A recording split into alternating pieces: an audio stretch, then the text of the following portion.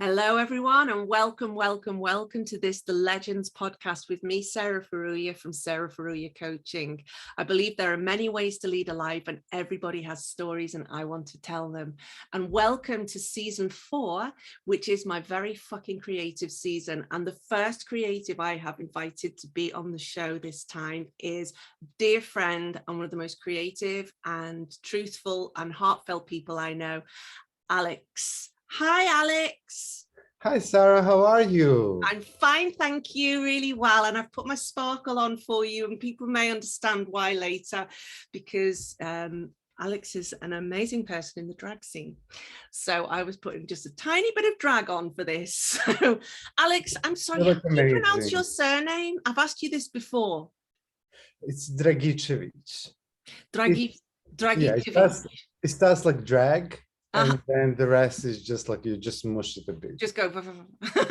Okay, so Alex Dragičević. Yeah. Amazing. I'm thinking to change it though. Oh, don't. I wanted something more like, Latino, like Alejandro Sierra.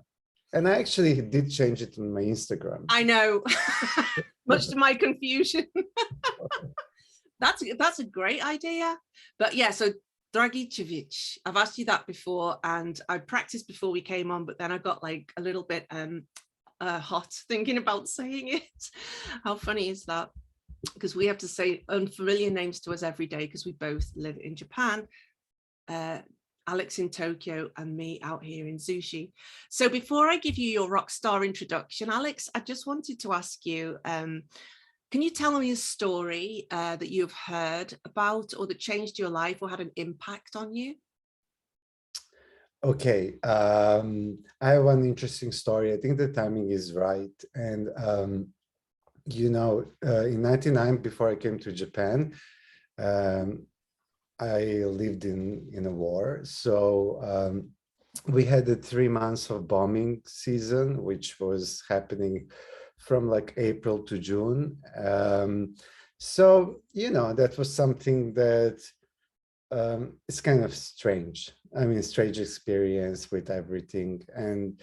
But I didn't mean to like sound like too dark with this story, but the point is like, so, okay, we are at the party despite the bombing. And so they usually tell us what the targets are for the day. It's kind of like, okay, today we're gonna bomb the bridge and this and that, so that people actually can move away. The point was they're not interested in killing people, right?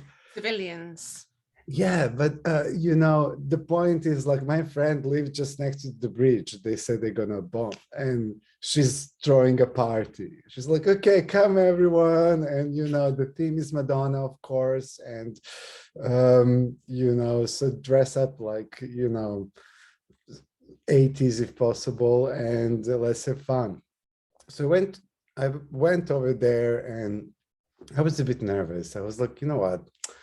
I don't really want to, die like this. I had like some visions, what I want to do with my life. I want to move to Japan. That was always the plan.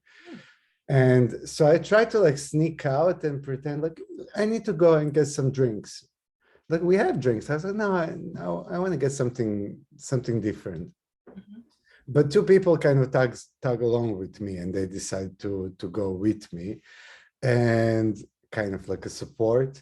So we went there to that little shop and it was a bit further from the bridge. So I was kind of safer and didn't want to go back.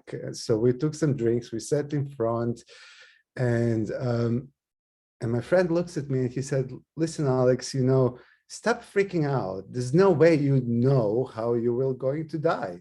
That's not like set, if you think you're going to die this way, no, you're gonna die completely different way. It's like, oh, I don't know, but just this is too dark. Just distract me a little bit. I mean, I want to move to Japan. I have some plans and I want to do modeling. And he's like, okay, look behind us. And he's like, how many toothpastes do you see? And I was like, okay, there is very few. It's like, yeah, this is the thing. Like you're here and you have only one toothpaste. and you can choose that one toothpaste and use it. But once you're overseas, you'll have a different reality where you can choose out of so many, but it all comes down that you will have only one in the end. So it doesn't really make so much difference. And I was like, okay, what's your point there? It's like, the point is like, you don't know what's going to happen. And then suddenly some guy comes out of the shop, drunk, crazy, with a gun. And he's like, oh, come on, you motherfuckers, I hate you all. Like, started swearing. And he kind of, fires the gun 3 times up in the sky. And I still remember the smell. This was my first time to have somebody firing the gun near me. And we just kind of was like, oh my God, did this just happen? He's like, yeah, I told you. You see, it was 3 shots just for us. So we were safer back there at the party. So we just like ran back and we were like dancing to Madonna. You know what? They didn't touch the bridge. So it was a really good night. Oh, that's an incredible story. And so where are you from, Aleks? Yeah, I'm from Serbia. Serbia. And which city was that? Belgrade. Belgrade. And what years did that war run from and to? Well, war started in the 90s, but it wasn't really happening at that actual place. So war was moving through like Bosnia and Croatia and other areas. So that was at the end of the war that we had effect directly on our country when we were bombed by NATO and stuff. So that was kind of my exit of Serbia. I mean, I always say like I was so lucky that I managed to come to Japan, and I found that model agencies that invited me to come. Yeah. And so I would always say I just came from a bomb shelter to the, fashion show. Yeah. So that's really how it happened. Yeah. Well, that's a really incredible story. And like you said, very timely at the moment, because, it's real for you. Mm-hmm. Not so real, a bit more abstract for somebody like myself. So I want to get into it now, Aleks. Thanks for sharing that story. So interesting. So just outside of my own realities that I've lived so far, and perhaps for many people who are listening, but maybe some people who are listening can relate to it as well. So I really appreciate that. I think that somehow I thought that's the first thing I want to talk about. And that was one experience that, I mean, with the war happening at the moment, I'm triggered. I remember things, I'm very hopeful. I also know that it's different for different people. Yeah. And I'm aware that when you are not, it is not happening to you, it's still not happening to you. You can't really understand. No. The world's changed a lot. So I hope that maybe somehow the power of internet or social media can somehow make any effect to that. But I just hope that those people there in Ukraine are safe. And I don't know, doesn't look good. Okay, since we're on the topic, how did you survive that without breaking down? Did you just have to get on with it? How did you stay optimistic? It was coming long time, and there were people were always talking about it. We were always expecting something to happen. They kept just moving the dates, and it's kind of like a new James Bond movie that's just, it's never really a good time to put it out. And and it's really funny because there is one thing that people don't know who didn't really experience it. Just before the war, there is some kind of adrenaline rush going around. People are kind of excited. It's really surreal. And I had a job to work as an assistant of hairdresser for some pocket money at the time. And so I was going to work as usual, and they said, oh, they're going to start the bombing like at 8 p.m. And this woman arrives, and everybody's like coming, they want to have their hair done, for the event. And it was like, oh, okay, here's the event, here's the haircut for the bombing, and I think it could look good in this way and that way. And this woman came with a dog, and so we were like, so what's your plan for tonight? Did you choose a bomb shelter? Where are you gonna go? Because there are few, Yeah. And she's like, no, I decided I'm just gonna stay home. I don't care, because they wouldn't allow me to bring my pet. And we were like, really? And she's like, yeah, we're a horrible country. I'm sure if this was happening in America, you would be able to bring your dog to the bomb shelter. And we were like, listen, honey, America will never be in this situation, don't worry. So it's kind of like you go day by day, and some moments is really sad, and in some moments you kind of move on and continue doing your usual and think about what's the new Madonna song that came out, And I remember at the time it was Nothing Really Matters. That was the single. Wow. And we always thought, if over there when they're doing bombing, are they like listening to that song and dropping the bombs? That could be funny. Yeah, it could be funny. But that's what I love about you, is you take the dark and you put a slice of humor into it as well. But that's all you can do, really, isn't it? So I'm going to just give you your rock star introduction now, my darling. So you're born and grew up in Serbia, born in 1979, and 20 years later, with a modeling contract, you moved to Tokyo. The highlight of Alex's modeling career was being a backing dancer for a band called the Sunset Boys, and the low light was working for Armani, flyering, giving away flyers. Aleks was also always interested in photography and video, and was known as the person who would always hang around with the camera in his hand, always same. In that time, he produced lots and lots of trashy postmodern videos, and perhaps we'll talk a bit about those later. So a fun fact is this: the first ever music video uploaded to YouTube was one of Alex's videos by an artist called Copy. And it's called Lick My Brain in Silence. And I've just been watching it. It's 16 years ago when YouTube first kicked off. Pretty amazing. That's true. The first. He says it's dangerously low quality, but he's quite happy, and it made some kind of history. I loved it. I loved its lo-fi kind of resolutions, etc. His highlights were Vogue in 2011, behind the scenes video for a famous photographer and all editors together joining for post-earthquake support for Japan, several makeup and hair tutorials for Vogue Japan. He's done the introduction video for GQ with James Franco. Love James Franco. He's such a multi-hyphenate artist. Video production for the interview with Miranda Kerr for Vogue Japan, and the production of the summer campaign for Fiat. And our good friend works for Fiat, right?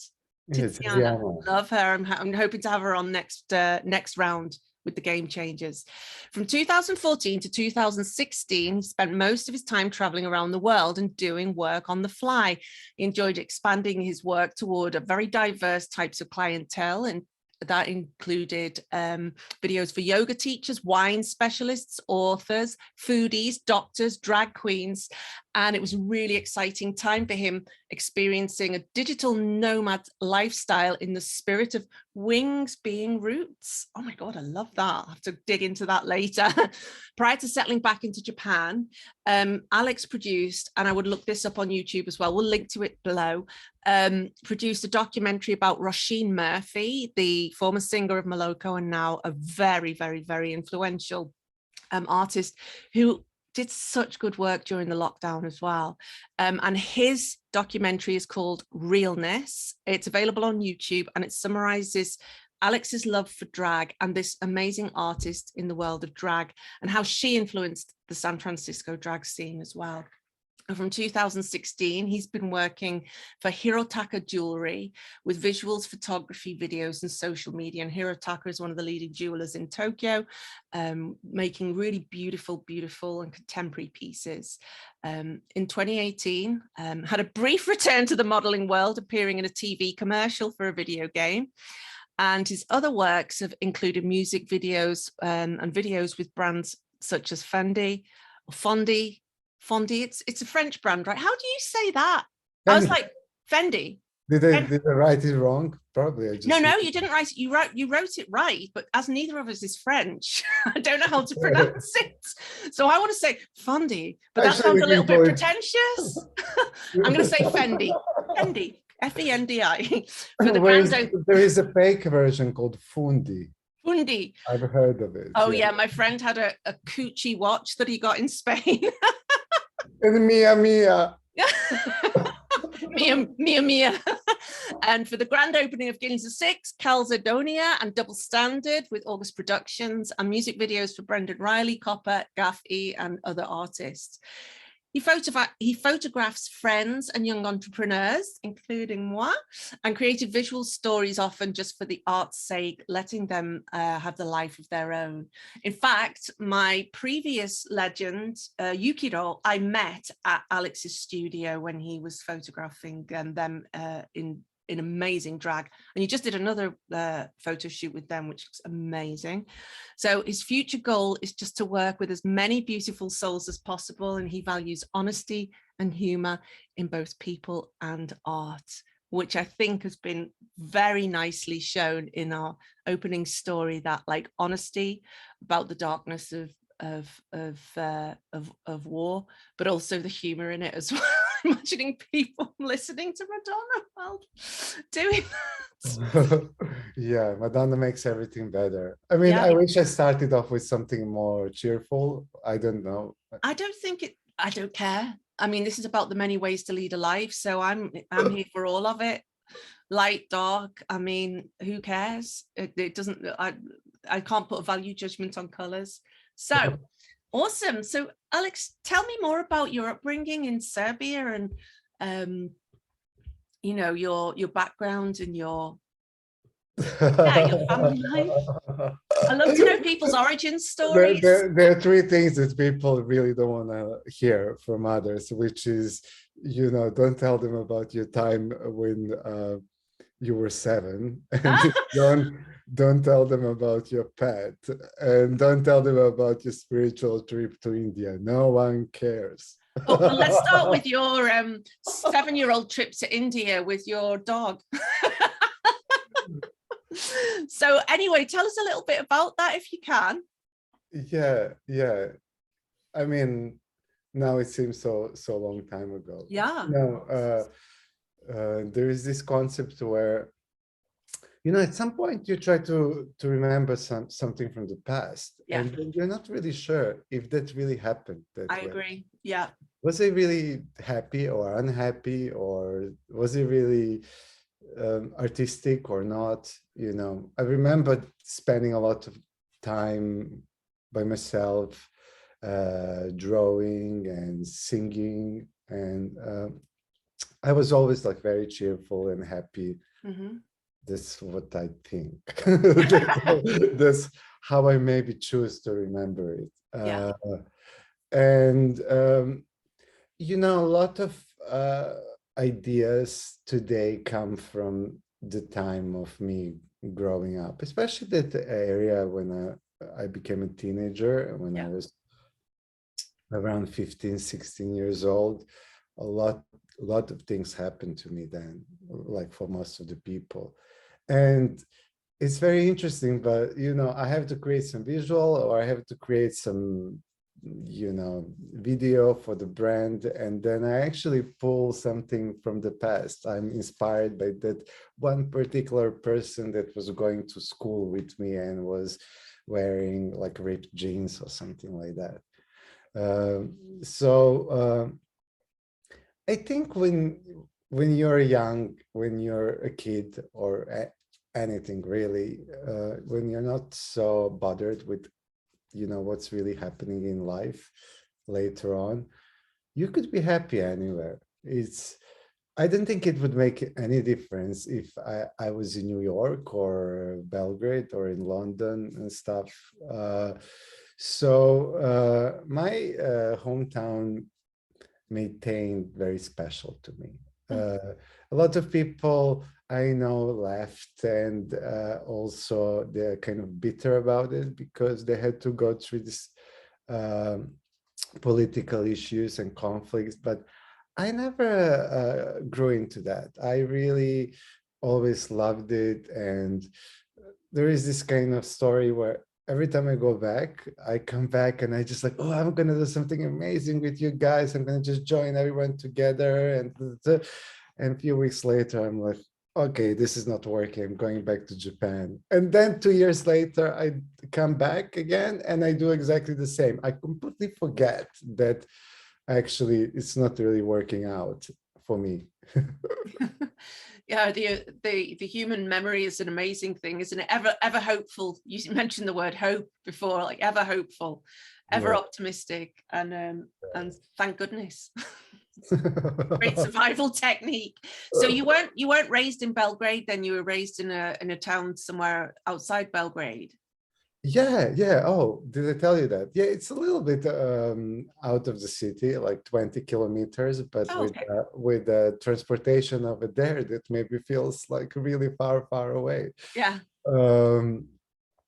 But yeah, I miss it. I want to go back. And, I wasn't able to visit home. And sometimes I think like, oh my God, I feel so far at this point because it's changing a lot over there. Yeah.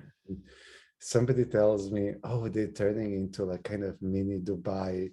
And I was like, really? Is it true? It's like, actually, it's like a Dubai for poor. That's kind of... That doesn't work. That's not how that works. I know. Nothing works there. I mean, there is lots of poor people in Dubai, but that's not what you imagine when you think. There is this like a famous song about the city Belgrade. And at one point, there is a line, you're the city where the time stands still. And that's actually written in kind of romantic way. That's supposed to be a good thing. And, if you tell somebody the time stands still, they'll be like, oh, you're boring too, But that was kind of the magic of the city where it actually doesn't change. Maybe just in our head, I don't know. It changed a lot. I'm about to cough, like still recovering from recent COVID. Recent COVID, Omicron. Yeah, got it. I'm so in. So when you were in Serbia, the first years, when like from 0 to 10, then was that still when that was a communist country? Yes, it was. And I can't really tell when the communism left. Did it leave at all? I'm not really sure. Yeah. That's okay. You're not a political commentator. You're here to talk about your artistic life. I actually don't know. It's kind of embarrassing, but politics were so important there. It's like talking about the weather in UK, right? Yeah. And so they always talk about politics. So once I was out, one thing I never wanted to talk about is politics. And people would ask me questions, and I was like, I don't know. I can't really explain. It's just all this like a different perspectives. And, especially you're growing up with some sort of media influence that comes from there, and you don't actually have any information from outside. There was no internet then. And then people are on the other side completely going in a different direction. And then I really enjoyed that, like in Tokyo, you can live without really even thinking about politics. Of course, a lot of things happened that we had to think about, but what's actually communism, I don't even understand anymore. Like, I mean, I know what's the basic and the original idea, but this is kind of communist country, but it's not, but it's Democrats, you know, because we have this one president for like such a long time. I'm like, is that democracy? I'm not really sure. Yeah, I mean, and again, this isn't a political podcast, but it's just really fascinating. What I'm picking out of this is like what I was kind of raised on, looking from the UK into that region, and what you experienced being in the region. And you said, it was my childhood. I was a child and I grew up in a town with some parents, and that's just how it is. Whereas, you know, oftentimes we're fed these stories from the media of like, ooh, look what it's like over there. Probably the same for you as well. It's just funny, isn't it, to reflect on this. And then, of course, that, you know, the war and the bombing that you described earlier. And then you came to Tokyo. All right. We'll edit it. You can edit the cough out, right? Yes, yeah. Okay. Not me, but yeah, it will be edited out. Goes on. Okay, I'm good now. Okay, good. So you said you'd wanted to come to Japan, was your kind of goal place. What prompted that? Can you remember what age you started getting interested in Japan?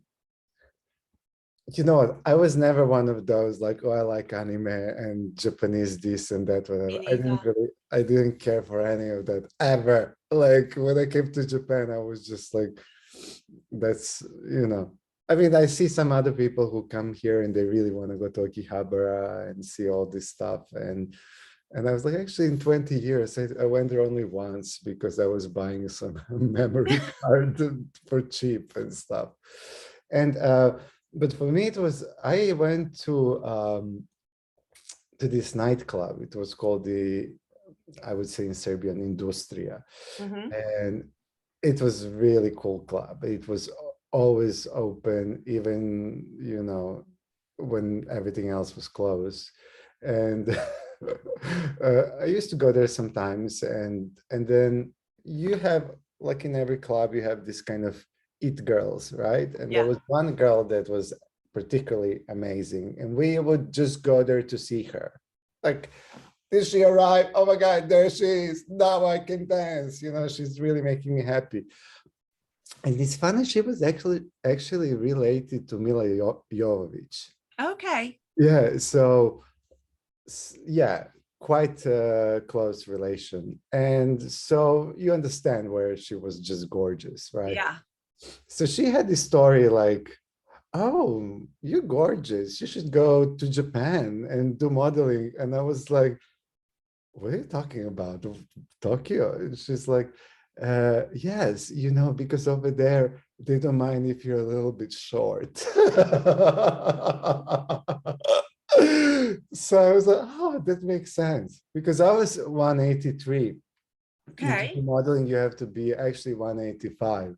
Hair. So she kind of gave me that little idea, and somehow it happened. I always say that I arrived to Japan like it's a story of Alice in Wonderland. Like I'm sitting on a laptop, and then I get on a website, and computer sucks me in and sucks me out in Tokyo. That was kind of how I actually remember it, because it is. I contacted the model agent, and then he did all the work. But I was so lucky. I mean, and kind of crazy. I mean, I was just 19 while I was still organizing all that, and I didn't have anybody here.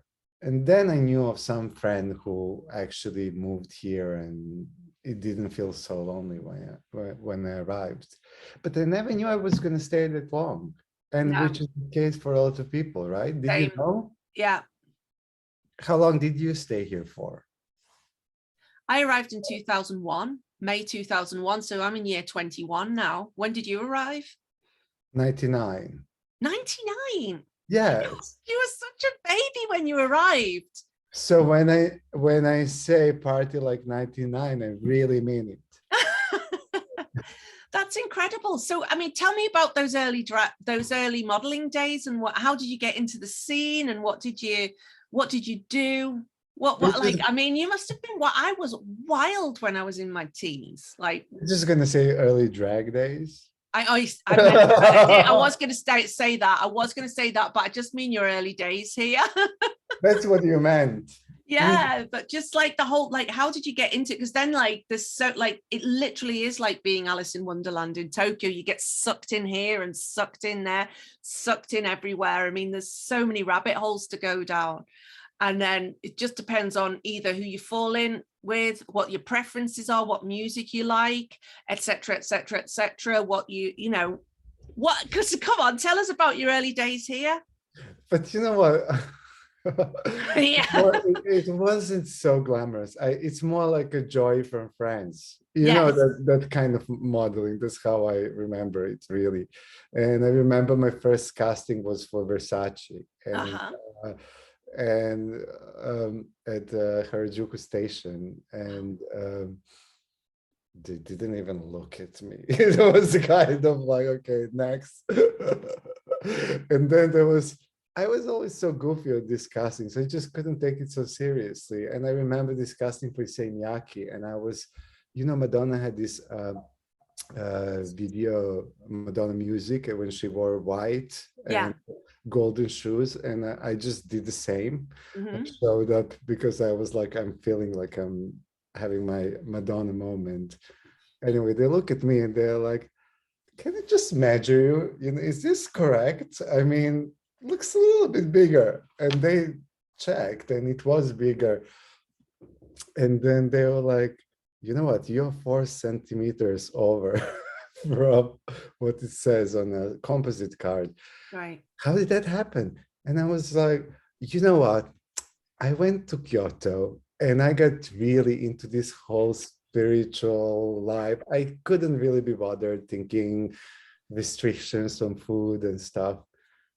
My manager turns to me, it's like, listen, Aleks, you either lose your weight or find a spiritual job. And I was like, okay, I can hear something. What is it? Okay, there's something from outside. Does it bother you? No. Okay. So yeah, that was an interesting story, but it wasn't all that. I had some good jobs, and I did some fashion shows and some TV commercials, and yeah, it was great. But eventually, you know, I stopped doing it because, you know, my model agent calls me up. He's like, Aleksandar, I have a job for you. It's for Armani. And I was like, oh my God, it's amazing. I always wanted to work for Armani. I mean, it sounds so cool. It's like, where is it? It's like, you're going to be giving away flyers at Isetan. I was like, okay, right. And I couldn't say no. So I did 3 days of doing that. And the client complained that I wasn't Genki enough, like wasn't happy. It's like, oh, how happy I should be, like I'm giving away the flyers. But you know, Japanese are very good at that. They really, they give it all, like the way they do it. And I guess that wasn't really my career choice. No. That's not really how I saw myself. Yeah. You know, it's good because I work in photography and videos now, and I work in fashion. So everything I learned modeling helps me understand models when they work with me. Although this is now a different generation and different kind of people in general, but you know, when I have castings, I have a little bit more empathy. I don't just dismiss them, or I try to connect a little bit and talk. And actually, I feel always really bad when I cannot take them on a job. So I would rather have a smaller castings with fewer people, so there is less rejection going on. Oh, you're such a sweet soul. That's really empathetic. Yeah, it's actually really true. And but recently I even just pick one model, and I know, okay, I want her. And then she comes to the studio and then I do a test. And often I can even tell just from pictures if she'll be the right model for me. But sometimes it's just some small details that just they don't work. Like, for example, she doesn't have a pierced ears, but Yeah. you know, stuff like that. Yeah. And what I really like there, Aleks, and from a coaching perspective, is that what you've done is, rather than trying to fit yourself into the mold of having like 20 people to cast and then rejecting 19, you've made it work for yourself. You've gone, right, this upsets me, this hurts my soul, so I'm gonna find the model I want and then invite that person to come to my studio. Then you don't have to put yourself through that kind of pain and give your energy away in that way. That's really, really smart, actually. Did you know that? Not really. I never really, I mean, I'm telling you this now and it's really true, but I don't really think, oh, this is how I do stuff. And it's also safer today with pandemic and, Oh yeah, and all that. So I never just in any way want to take anybody's time for no reason. And you know, when you actually modeling and they just put you in the studio, invite you over like way early, they keep you staying for too long. It doesn't need to be that long. You know, sometimes, you know, the shoot doesn't start until noon and they have you there from 6 a.m. They really, you know, it's not necessary, but it's like, okay, he's there and that's the way it's supposed to be. Yeah. So I always keep like shoots like very short. Like I'm thinking, okay, 4 or 5 hours max, you know, because people get tired and it's short. Yes. You're really clever in that way, because I remember like I've hired Aleks to do a shoot with me, and actually all the legends thumbnails are all his photographs when I had like a little quiff. Really, really short hair, and I love those photographs. They're one of my favorite photo shoots I've ever done. I'm not a model, but I just really enjoy having photo shoots because you learn so much about yourself, and you have to like humble yourself to the person who's photographing you and give them stuff. And there was a couple of things I noted. First was you made me go down to Shake Shack and get a big smoothie, a big banana smoothie, and I was like, okay, this is interesting. And he goes, yeah, you'll get tired. So he's really thinking ahead, like for like, and after half an hour or an hour, because it does take quite a lot of energy, both physical and mental energy, especially if you're not a model, to kind of, you know, do what's required of you. But then the other thing that I really enjoyed working with you was like, you just shouted at me, come on, give me something. And I was like, oh, right, yeah, this is an exchange. This isn't just me getting photographed by somebody. It's really frustrating. He's like, and I don't want to sound pretentious on your behalf, Aleks, because I know you hate that, but it's like, you're an artist and you need something to work with. So if I'm just kind of doing a smile here and a smile there and not giving you anything a bit bigger or a bit different or a bit different shapes, that's actually really frustrating for you, and I'm not playing nice with you. And I loved that. It was like one of those, it was a coaching moment for me where I was like, I need to give this person something, no matter how stupid I feel or no matter how self-conscious I feel. I have to get over that so that I can give this person, this artist, something to work with. I appreciated that. Yeah. And the smoothie. but the thing is, because I spend more time on the other side of the camera, Yeah. now I almost never get photographed. And if it happens, I know it's very stressful. It's kind of not easy. Mm-hmm. You know, you become self-conscious. You think, do I look right? Stupid, yeah. And my Am I friends, trying too hard? yeah. So everything goes through your head, and then you want to do your best, right? Yeah. But I guess this is where photographer is there to kind of inspire you, maybe. Or kick you out of it. Like, I appreciated that direct kind of, come on, give me something. I was like, oh, it kind of got me out of the spell of my own ego, actually. But that's probably, this is interesting about photography. It's like, And I somehow, think like, okay, maybe for like 10 years of taking pictures, I should at least know some basic things about how it works technically. But I'm just not technical photographer. I just go about, and if somebody would tell me, oh, can you just redo this? And I would be off guard. I was, I kind of know, but it doesn't work for everyone, everything, everybody has a different face, and you can have a perfect setup for one person. It's not going to work for another person. And then also people have some kind of, they could be very charismatic, but they could be not so charismatic. It depends. So somebody really said this one, which I found kind of interesting, that photography is kind of what, it's not about the subject. It's not even about the photographer. It's about relationship between two of them. Oh. So you're actually photographing the relationship.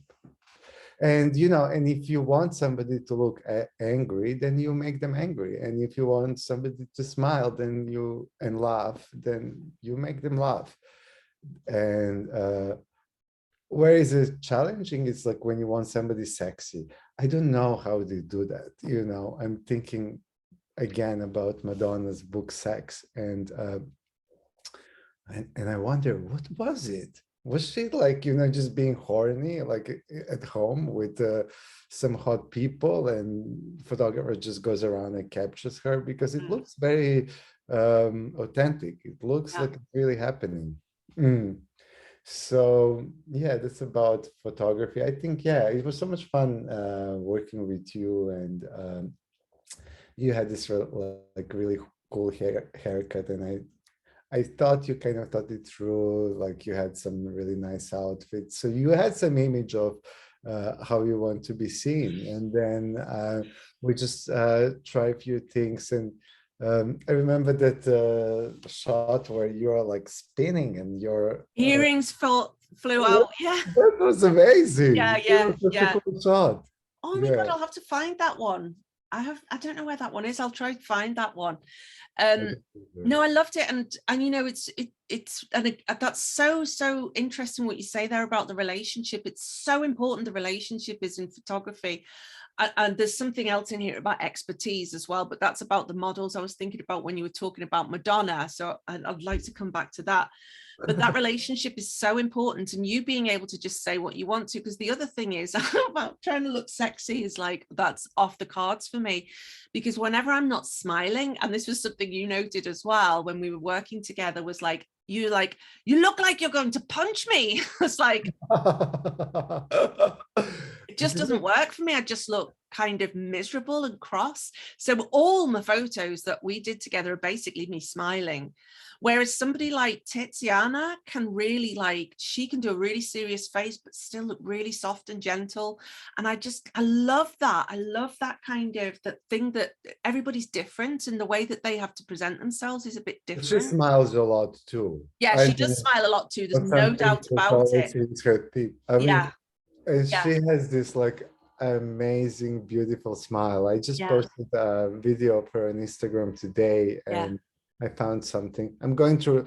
I mean, you triggered a lot in me now with this podcast, because you asked me to write my bio, and then I looked around, and I was really kind of, everything I said, I had to actually double check.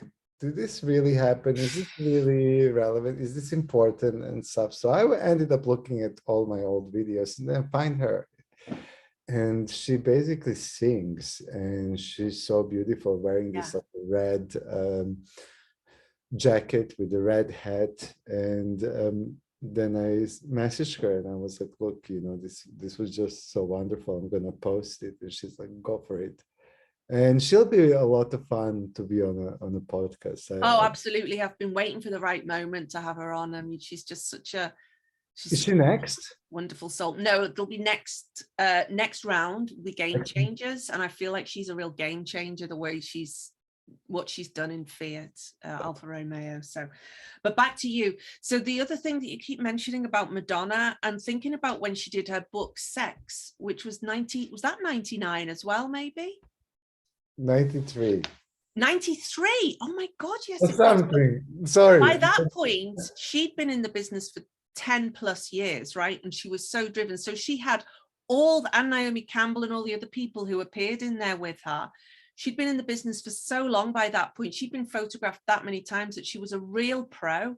And that's why when people talk about, I love models, I love Vogue magazine, I collect it, I love all of that stuff, because I feel like they're real pros that you can't, like, there's something so amazing about a good model and how they kind of move themselves. I don't know if you're probably thinking this is bullshit, but I really think that when people practice and have that kind of gorgeous match of like practice, magic, and the right mindset, that something really amazing happens. And I think that the best models are like that as well. And that is probably why the Sex book was so good, because even if they're just putting it on, it still looks authentic because they've practiced so much. Yeah. I don't know. What do you think? I think this noise from outside is really a buzz killer. Oh no, is there some work going on outside? I can't really hear it. No. Are you sure it doesn't come through? Okay. No. I think, people think like models is just like being beautiful and that's it. There is some skill there, and I didn't really have it. Well, you've got the beauty side of it, that's for sure. I was good with giving flyers. Hotness. Yeah. That's where it went. Yeah, even then they asked you to leave, Aleks, come on. Yeah, the true tomatoes. Yeah. Yeah, but some people just have so much to show, and you just don't know from which angle to take pictures from first. And yeah, so it's good, but I also like photographing people that are not models. So my idea of beauty is very how can I say, big, so broad, right? Anything could be beautiful, and I'm looking for this kind of sparkle. Yeah. That people could have or not, and it doesn't mean that I don't want somebody who's not beautiful in my eyes, I don't want to take pictures of them. So everything becomes beauty, really. It's up to you. That's how you have to see it, I imagine. But it's not, there's not like a standard, oh, this is what's beautiful, this is what it's not. But I'm drawn into people who are warm, who are, I like people who are cheerful and who smile and things like that, and I just want to be around them. So then it's fun to take pictures. I'm not so good with people who are like completely cool and cold, although they could be so interesting for pictures as well, but Yeah. I'm just personally I don't know how to get around them. I mean, I remember when I was watching you photographing Yukiro in drag, like they just had so little like inhibition. It was just like all that, like just really like, and I was watching with fascination thinking, right, next time I do a photo shoot, I'm going to give more, because it just comes out so much better. So you might think you're doing that, but it comes out like that. It's just, yeah, I really learned a lot watching that. Yeah, Yukiro is like, this is not the first time we take pictures. We did a few times. Yeah. I even have some really old pictures of Yukiro, but then this shoot was amazing because I was playing with background colors, which I did with you too. I think. Yeah, that's right. Yeah. I think you were the first one to actually help me test it. So creative. I was like, what's he doing? You're buying all these like pink and green vinyl folders. Don't give away everything, but and then you got the special sauce and put them inside the folders. It was just very simple, like techniques. It was so interesting. I won't say any more. Your secret's safe with me. No, but I don't even know if that's how it's really done. I just tried, okay, and it works. And so I did the same, and I was trying to get a bit more. Okay, I did like pink background and yellow on Yukiro, and Yukiro had very white face, and somehow it looked so amazing against the background. And we actually, which doesn't really come through on the pictures, we were trying to do reference to Thierry Mugler. That was kind of a thought process, but it doesn't look like Thierry Mugler. It looks even better. But say that again. The reference is Thierry Mugler. Oh, Thierry Mugler. Oh, yeah, recently died. I can't talk. Oh, no, it's okay. No, it's just, yeah. The French name with a Serbian accent being listened to by a British lady. In Japan.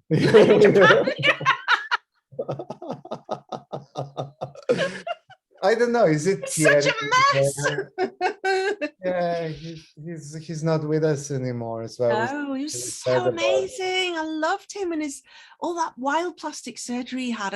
I love the way he had kind of crafted himself into this wild looking kind of cartoon character. I loved it, but still was producing amazing clothes. Yeah. I like a lot of things about him. And then I was like, okay, let's try to do something what he would do, but yeah, I think it's not that simple. No, it's not that simple to reference people. But it came out different. It came out some kind of Alice in Wonderland character. Yes, you know, that's how it actually ended up looking. And okay, one thing about me, and I shouldn't be really proud about this, but I go with some reference and then I just go from there and then in some completely different direction, which I personally think it's good. Because you don't want to be copying something. You're not copying. Yeah. And you're then inspired by something, and that's how you create something for yourself, your own. But you know, in commercial work, they give you like, we want this and we want exactly that. And this is where I'm a bit off guard. It's like, why it has to be exactly like that? You're such a rebel, Aleks, aren't you? You really hate following people's you really hate following people's instructions. But no, but it's not a good thing. I'm not so proud of it. And of course I go with people's ideas and but as I said, like every face is different, every lighting is different, everything. It's, you know, probably drag queens wouldn't agree with me, you know, but because they could really recreate something like, okay, I'm gonna look with this kind of makeup and that, and I'm gonna completely transform.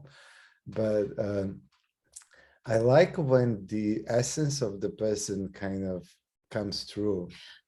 Well, that's a good drag queen does that anyway, right? Even if they're doing a full transformation into somebody, they're still there. Yeah, but I saw some videos where I don't share a needle looking exactly like Trixie. Somehow sharing this show, she dressed up. She looks pretty much. It's like, how did she do that? They're not even similar. Like, that's amazing. I've got a great video clip actually of Yukiro going, Sharon fucking Needles, where are you? How dare you not come to Tokyo? I must post that sometime, but I'm having a little social media break right now. So let's talk about drag then, Aleks. What's your relationship? How did you get into the drag scene and what's your relationship to drag? Because that's really so there's a couple of ways we can go here. There's obviously the Roisin Murphy documentary you did called Realness, which is your documentary, or also you really like did this, what you describe it as, like, it's not guerrilla videos, but like those videos that you did in with the drag queens in, or like drag queens in Nichome and so on, like with Marilyn and Brad and Kike, and what do you call those videos? The trash burgers. Trash burger, that's it. Yes. Yes. I'm in Yukiro's film, talking of trash. Really? Total trash. I am I total want to see trash. that. Total trash. Where can I see it? Coming soon. It's not finished yet, but they've just started to kind of put teasers out. So anyway, moving back to you, how did you get into the drag scene, and what's your kind of relationship with it? And the trash burgers, such great films. Okay, the Marilyn was turning 40, and then for her birthday, they decided they're all gonna be in drag. Mm-hmm. And even for the woman to be in drag, that was kind of taboo at the time. And, so Brad and Kike were not doing that often, so that was kind of new. And Anthony used to do drag, but he had like a long break from it. So then I ended up hanging out with them and doing videos, and that became a sort of like a regular gig. You know, I remember complaining, you know, I have this job and that job, and I also have a trash burgers. I mean, like, I can't handle it anymore. And so dramatic. but it was different. I wasn't really thinking, oh, this is drag. And so they were just like my friends, and we hang out, and they were funny and stuff like that. And they were just like too much, and everything is over the top. And I was like, this is really fun to make video of, because the reactions of people are interesting around, and they just get like bigger and bigger in some ways, and they look amazing. Yeah, that was honestly, I don't think even RuPaul's Drag Race was on yet. So no, it wasn't. No, that was before that. Even though that's been going for about 12 years now, I think. Absolutely not. Yeah, no. I think it was 2008 or 9. So yeah, it was RuPaul, but it wasn't popular. No, it may have been season 1 or something. But like, just to give a bit of background here, Brad and Kike are a couple who ran a dance studio in Tokyo called Fab Academy, and it was really great. But they've since moved to Thailand. So they were like two of the biggest kind of characters on the scene. And I actually, there is a video out there somewhere of me dancing in my underwear to burlesque. Did you go to that because I went to the Fab Academy to do a burlesque dancing class. Yeah. That was about 20 kilograms ago. I want to see you talking about trash. It was such trash. And then Marilyn was like really well known because she ran Boudoir, which was like one of the first kind of places in Tokyo that did like waxing, and it was a beauty salon, which was all done like a boudoir. It's really beautiful with all draping curtains and velvet wallpaper and everything. And Marilyn was a real character, and I can remember when I first started going to her about, I don't know, she used to call it Vagina Gang. The Vagina Gang. Yeah. I didn't know. Oh yeah, the Vagina Gang. Yeah, that's all she did all day was stared into people's vaginas and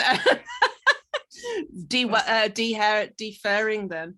But she was hilarious. But I started to go there about 20 years ago, I think, and I just remembered she just used to make you feel really like, I wasn't hot or like glamorous or anything like that. I was just kind of a woman who lived out in the sticks coming in to get my wax, and she would always make me feel very glamorous and stuff. But then after I started going there a bit longer, then she'd be telling me stories about the other clients, and I was like, this about me too. Yeah, never mentioning any names, but yes, there's a lot of stories. No, she didn't. She really didn't. She didn't. But like, telling stories about like the things she's experienced gazing into vaginas all day was like, some of those things I'd like to unhear. But sadly she passed away, didn't she? I know, it's so sad. So sad. Age 50 of breast cancer. So we'll dedicate the episode to our Yes, Marilyn. to Marilyn. her and Thierry Mugler. Right, to her and Thierry Mugler. We will dedicate the episode to those two fabulous drag queens. Yeah, bless Marilyn. I mean, yeah, she was a lot of fun, and Yeah. she was actually the most. I mean, okay, I shouldn't say this because other drag queens will not be happy, but yeah, she was the most dedicated. She was in for the ride until the end, and more. And we were always talking about doing another season because we did like 2 seasons. That was the Of concept Trash Burgers. of the Yeah. Trash Burgers. Yeah, and I remember I'm trying to explain her the story.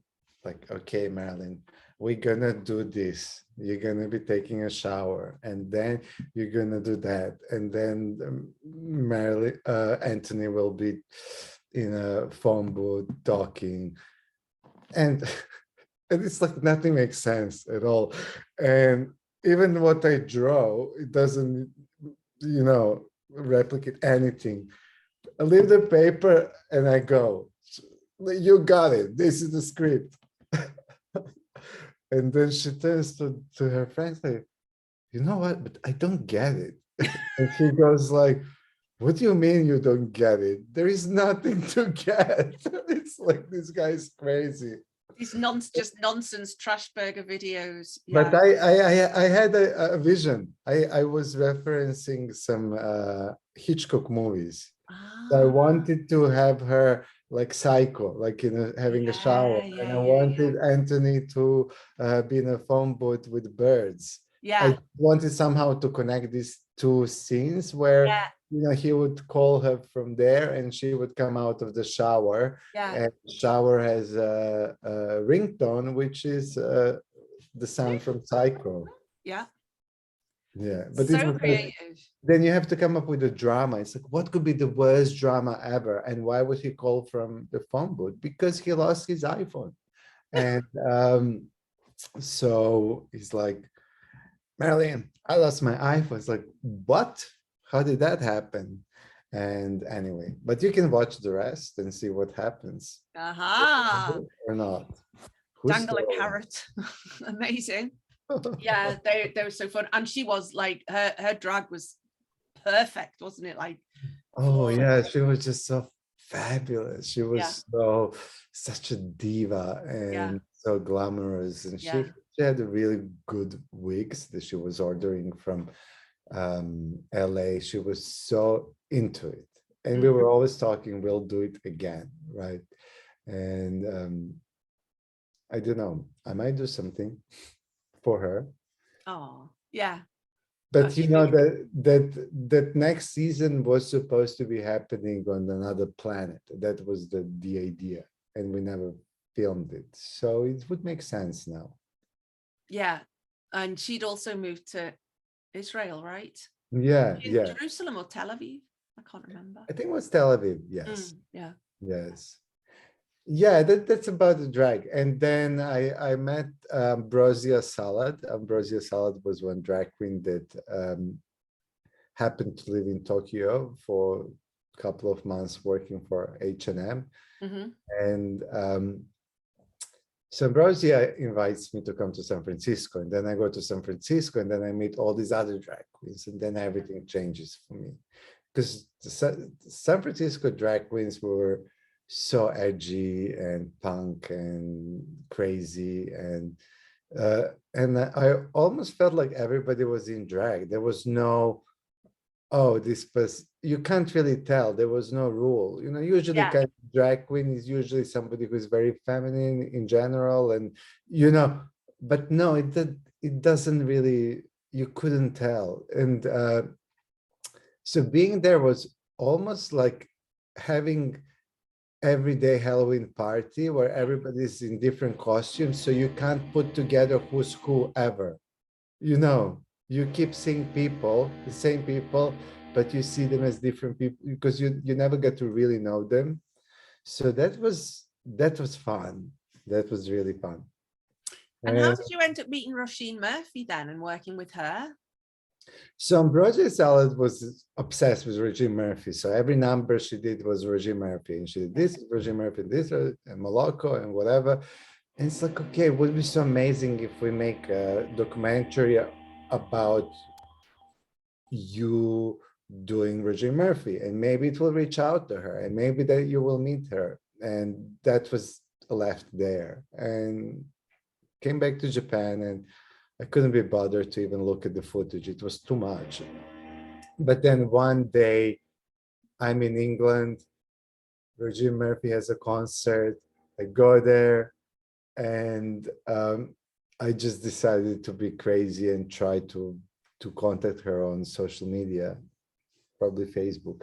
I don't remember. Yeah. And she responded, and I was like, I'm actually doing this film about you, and it would be so great if I could have just like a one tiny comment by you, like anything, just to kind of. And she's like, yeah, that sounds amazing. So, and then we met, and she gave me the whole interview, and I was so nervous. It was the most nervous I've ever been, which totally doesn't make sense. She's very girl next door. She's very easygoing. She's not super famous anyway. And, you know, she's just No, she arrived. kind of is, though. She kind of is. She, to me, like, so like with the same age or similar age, with the same generation anyway. You know how you described that girl at the party in Industria? Yes. She's that girl she was that girl on the scene in the UK.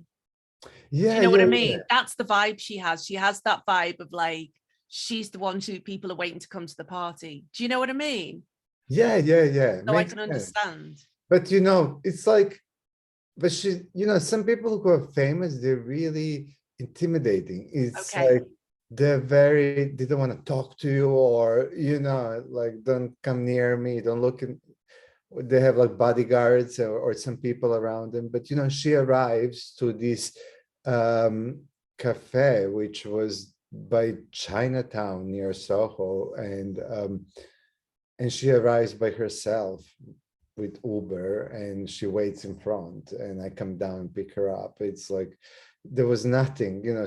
I see what you mean. That's what you mean by she's not that famous, because I see. And then we chatted a bit, and then everything was not working for me. Like, they couldn't get the mic to stay. She was wearing some really weird dress that I couldn't put this through, and then her microphone was falling off as she was talking like this. Yeah.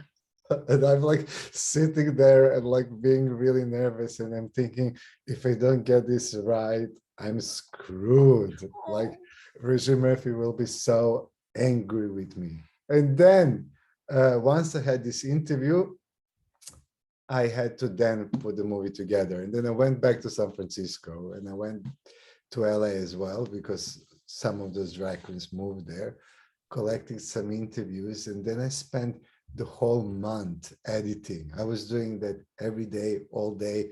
I didn't care about anything else, trying to make sense, because it was too much footage and I didn't have script. So I had to put it together somehow. Yeah. And the bottom line is she really liked it. She was I like it. Yeah. And after that, she had her first concert in US. And then she went to San Francisco, and she met the drag queen. So everything really worked out for them, but I never heard from her. Rude. It's crazy, because when you're a photographer or videographer, what you do is kind of you highlight other people's stories, right? Yes. And even if it's actually your stories that you're telling through somebody else. Yes. But somehow you end up in the end, you know, somewhere in the background. Yes. Even you produced, even you shot it and stuff. And what people see is that person that's in a picture. They don't always think, oh, this photographer is amazing. They will be like, this model is amazing. Yes. Yeah. And I mean, obviously some photographers get to that point, right? You Stephen Meisels, or you know, who's the Argentinian photographer? I forget his name. Gaston. No, not Gaston. I know Gaston. That's Mario Testino. Oh, maybe he's not. Maybe he's not Argentinian. Argentinian? No, he's Italian. No. Okay. Okay. Anyway, he's been cancelled. Oh. And Okay. then yeah, I'm definitely not one of those photographers. And, yet.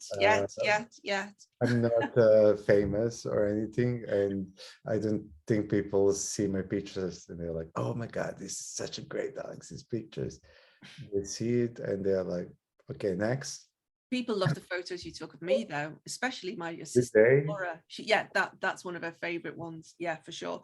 But I was going to say, it's a bit like being a coach, actually, because you're always behind people, right? Yeah. Always so people you see somebody talking about something, you think, oh, we talked about that, but you keep yourself in the background. It's really interesting job. So as we kind of move to closing out this conversation, Aleks, I wanted to ask you, how has your kind of COVID time been, and how have you remained creative during COVID, and what's next for you? What's in the future for you? How have you remained current? How have you remained, how have you kept things going and kept creative and so on? That's a very good question. I didn't say that once. Some people pay me for this. I was planning to use it over and over because I always see this. That's a very good question, and I forgot. Can you edit it every time you ask me something? I want me to. I'll put that. I'll just get the editor to put that in after every single question I ask you. No, thank God, I don't want to have that every time. That's a very good question. And then add some more laughing. Cool. Yeah, so how's that been going? So when people are in some difficult situation and when they're they don't have their usual comfort method or whatever, basically that's actually when creativity kind of comes in. You have to be creative to make this work. You have to find a way to live with this and that, right? So creativity probably happened for a lot of people. It wasn't the most beautiful time, I'm sure, but I think that everybody had to learn to be creative in some way. How they work, how they keep the fire in their relationship, how they stay relevant, how they stay in contact with other people. So so I guess I just did like anybody else. I just did what I have to do. But I was more like focused on how to work out. That became so important for me. I have to work out no matter what. And then gyms are closed, and that was killing me. Because once I stopped working out, I think my body works in a different way, and I started feeling depressed. So I ended up doing a lot of cycling. So cycling became my rescue. I would cycle all the way to Odaiba over and over, and maybe some different parts of town, but I particularly liked Odaiba because of these bridges. And bridges became kind of metaphor for a lot of things. But you're also known as Building Bridge Sarah. Oh, that's right. That's how we first met, when I was running a workshop for you about 15 years ago or something. Yes. Oh my God. Yeah. So yeah, that's I think what saved me is a lot of workouts, and also I have a partner who is very supportive and wonderful to be with, and that helped me. Yeah. I did a lot of photographs, and it's insane. I don't know. I'm trying to now make sense out of it. Like, you really triggered me, asking me, to even remember who I was and what I've done. And it's like, oh, gosh, I never had to do that.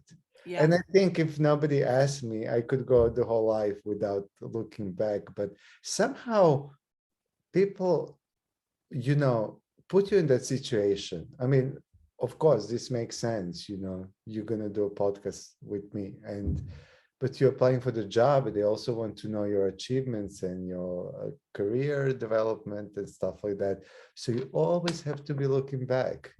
And I don't want to. I just want to look, forward or enjoy the present moment.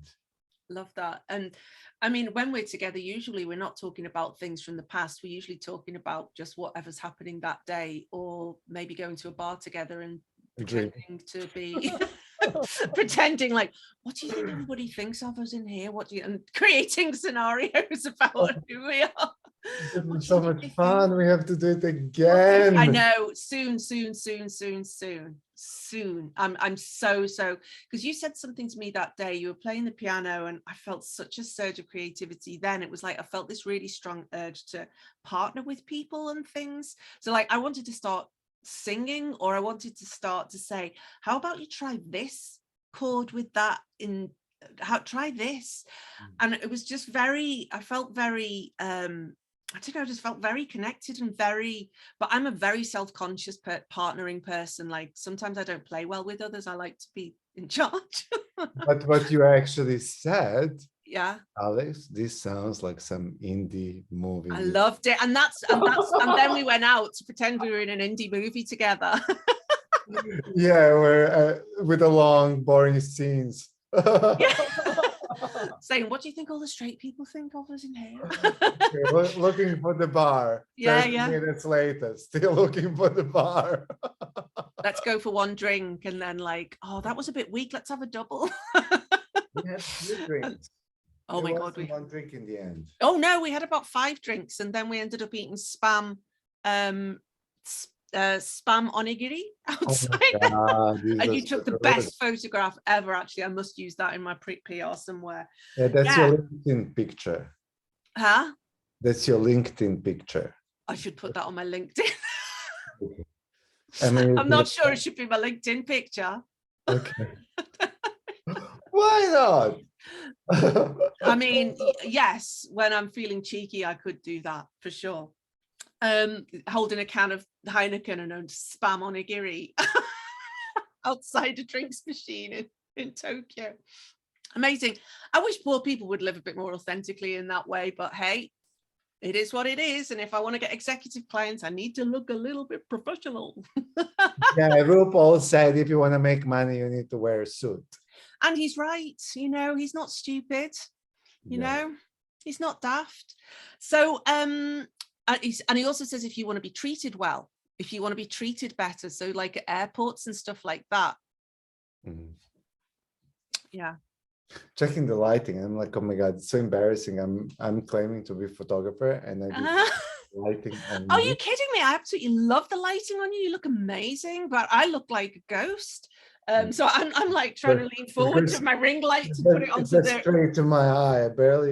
I'm able to see anything. I'm just like, oh, you look beautiful. The lighting looks amazing, and I'll keep this in because this is the sound of this drill coming through. It's not as bad as you think. It came through, but you were able to talk over, and it doesn't sound too bad on this end.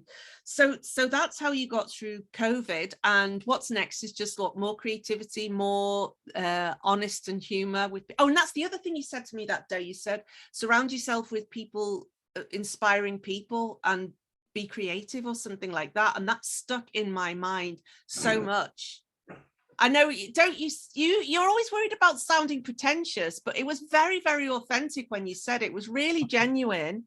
Maybe it was just a way to get me to come and have more drinks with you, but because I live about an hour and a half outside of Tokyo, so it's like it has to be really.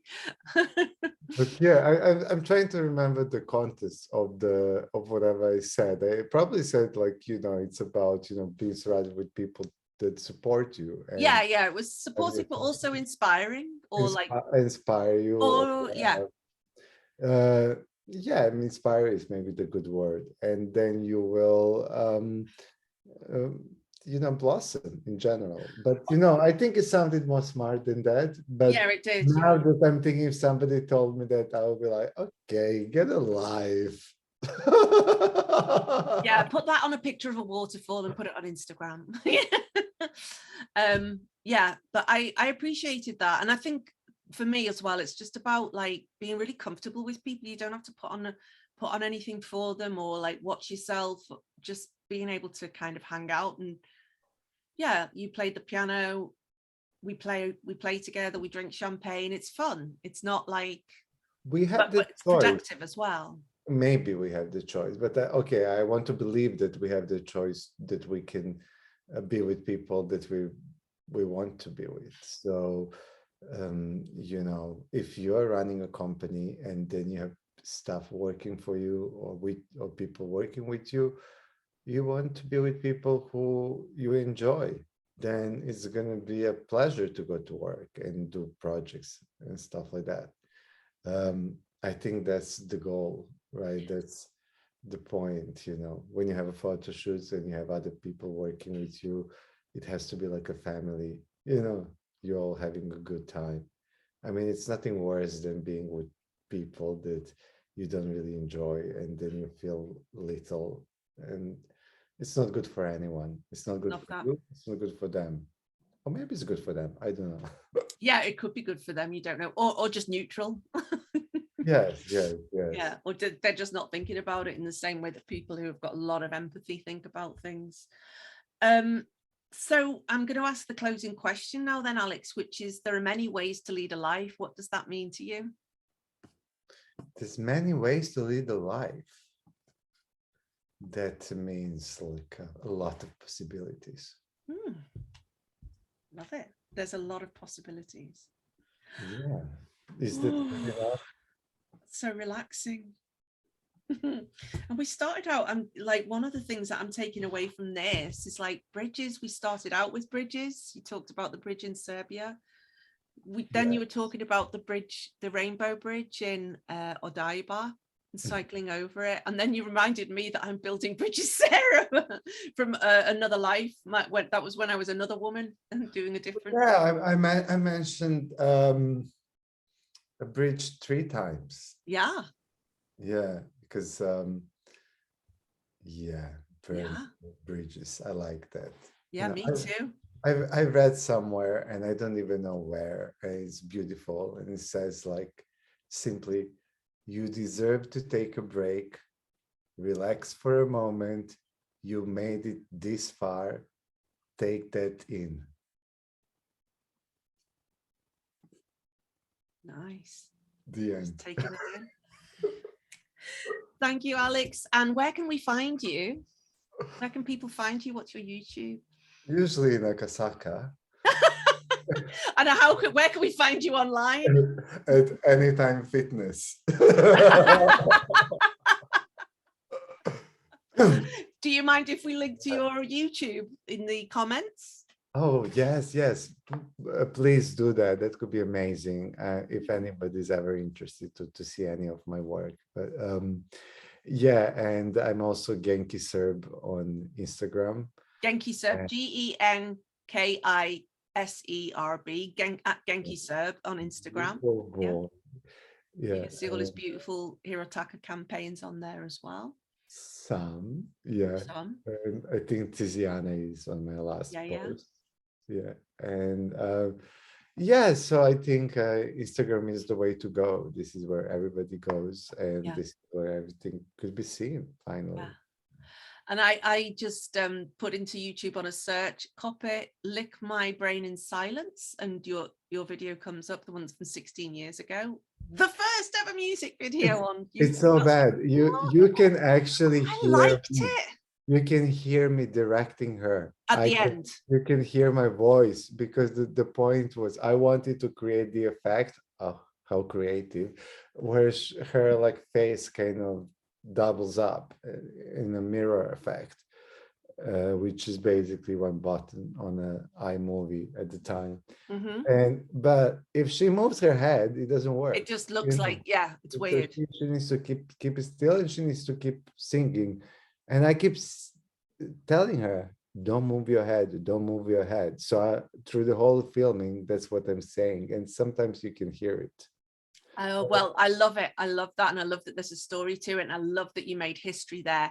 And also you can put in Roisin Murphy realness, and that will come up on YouTube as well. So you can find him through there. And that's a great little documentary. It's only about 20 minutes long, so it doesn't take long to watch. Aleks, thank you so much. It's been an absolute delight listening to you and hearing your creativity. Very fucking creative, very fucking humble, but also hilarious.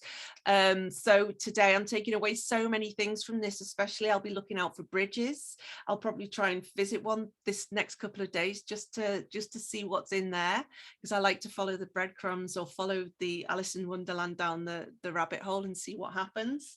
And it's just fun, right? Why not? Why not encourage a little magic in your life as well? Dedicate this to our lovely Marilyn Klein. And thanks everybody for listening. I'm Sarah Faruya from Sarah Faruya Coaching. I believe there are many ways to lead a life and that everybody has stories and I want to tell them. Thanks, Aleks. Bye. Bye.